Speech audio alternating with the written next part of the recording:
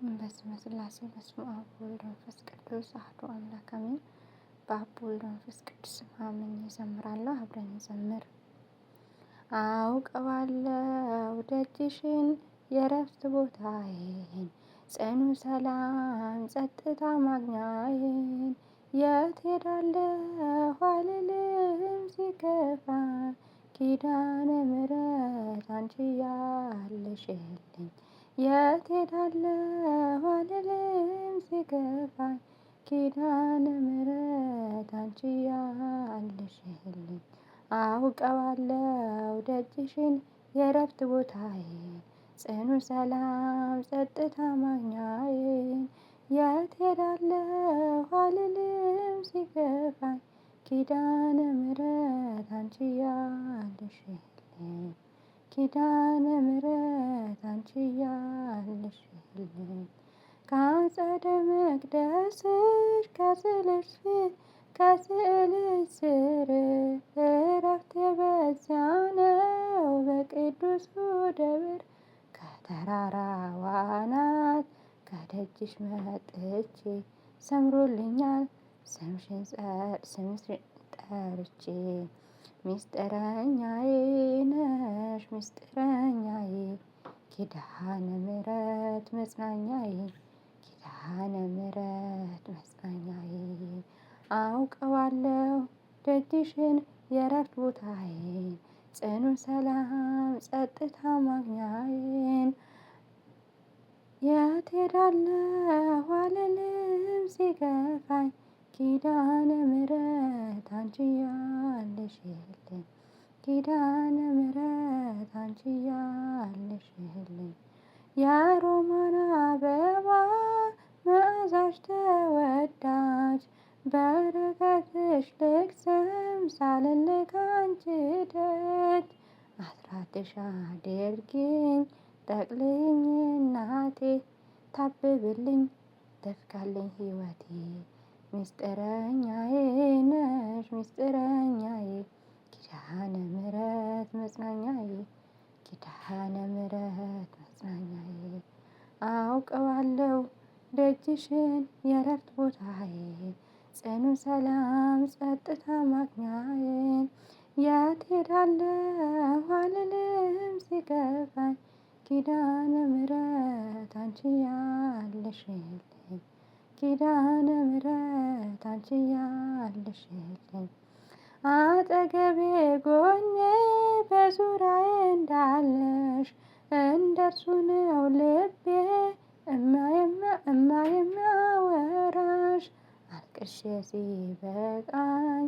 ነግሬሽ ውስጤን አትዘገይም ስትሰሪልኝ ቤቴን ሚስጥረኛዬ ነሽ ሚስጥረኛዬ ኪዳነ ምሕረት መጽናኛዬ ኪዳነ ምሕረት መጽናኛዬ አውቀዋለሁ ደጅሽን የእረፍት ቦታዬን ጽኑ ሰላም ጸጥታ ማግኛዬን የት ሄዳለሁ አልልም ሲከፋኝ ኪዳነ ምሕረት አንቺ ያለሽልኝ ኪዳነ ምሕረት አንቺ ያለሽልኝ የእንጦጦ እናቴ እምዬ የምልሽ ኪዳንኪ ደጓ የልቤን ሰሚ ነሽ በሄድኩበት አለሽ ተከትለሽኛል ስላለሽኝ ሰላም ይሰማኛል ሚስጥረኛዬ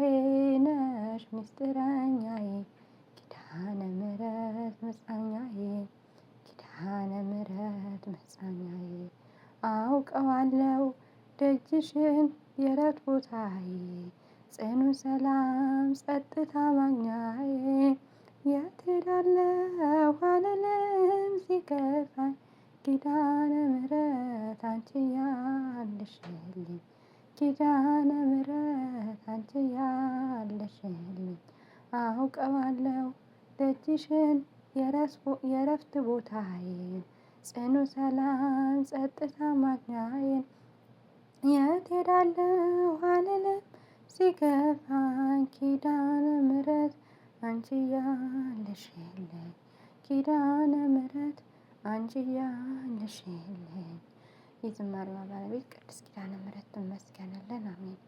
እንኳን ለቅድስት ኪዳነ ምሕረት በዓል በሰላም አደረሳችሁ አደረሰን። ማርያም አርጋለች የሚል በመጽሐፍ ቅዱስ አሳዩን ተብላችሁ ተጠይቃችሁ አታውቁም? አንድ ክርስቲያን ይህንን ማወቅና መረዳት አለበት። ዛሬ በመጽሐፍ ቅዱስ እናያለን። በስመ አብ ወወልድ ወመንፈስ ቅዱስ አሐዱ አምላክ አሜን። በዚህ በዮሐንስ ወንጌል ምዕራፍ 2 ከቁጥር 19 ላይ ኢየሱስም ይህን ቤተ መቅደስ አፍርሱት በሦስተኛውም ቀን አነሳዋለሁ ብሎ ተናገረ። በሚናገር ጊዜ ያ 46 ዓመት ስለፈጀባቸው ስለ ዘሩባቤል ቤተ መቅደስ መሰላቸው አይሁዶች። እርሱ ግን የተናገረው ስለ ራሱ ቤተ መቅደስ ነበር። ስለዚህ ክርስቶስ ሞትን ድል አድርጎ ተነስቶ አድርጓል። በዚህ በመዝሙር 132 ከቁጥር 8 ላይ አቤቱ ወደ ረፍት ተነስ አንተና የመቅደስህ ታቦት ይላል። ይህ ታቦት የተባለችው እናታችን ቅድስት ድንግል ማርያም ናት። ታቦት ማለት ማደሪያ ማለት ነው። ስለዚህ ያ መቅደሱ ተነስቷል አርጓል ብለህ የምታምን ከሆነ ታቦቱም ተነስቶ አርጓል ማለት ነው። ስለዚህ መቅደሱ ማን ነው ቢሉ ክርስቶስ ነው። ታቦቱ ማናት ቢሉ እመቤታችን ቅድስት ድንግል ማርያም ናት ማለት ነው። ስለዚህ ክርስቶስ አርጓል ብለህ የምታምን ከሆነ እናታችንም ቅድስት ድንግል ማርያም እንዳረገች ልታምን ይገባል ማለት ነው። አንድ የመጨረሻ ጥቅስ ልንገራችሁ። በዚህ በተሰሎንቄ ምዕራፍ 2 ከቁጥር 15 ላይ ወንድሞች ሆይ ጸንታችሁ ቁሙ፣ በመልእክታችንም በቃላችንም ያስተማርናችሁን ወግ ያዙ ይላል። ስለዚህ እኛ ክርስቲያኖች ደግሞ የቅዱስ ጳውሎስን መልእክት በመስማት በመልእክቱ የጻፉልን ብቻ ሳይሆን የምንቀበለው በቃላቸውንም የነገሩንን እንቀበላለን ማለት ነው። ወስብሐት ለእግዚአብሔር። ይቆይ። በእውነት ለወንድማችን ቃለ በረከትን ያሰማልን፣ ጸጋውን ያብዛለት። እኛ ያልተረዳነው ያልገባን ነገር ካለ ከወንድማችን መማር እንችላለን። እኔ ራሱ ከወንድሜ ብዙ ተምሬያለሁ፣ ማላውቀውን አውቄበታለሁ። ለወንድማችን ቃለ ሕይወትን ያሰማልን፣ ጸጋውን ያብዛለት።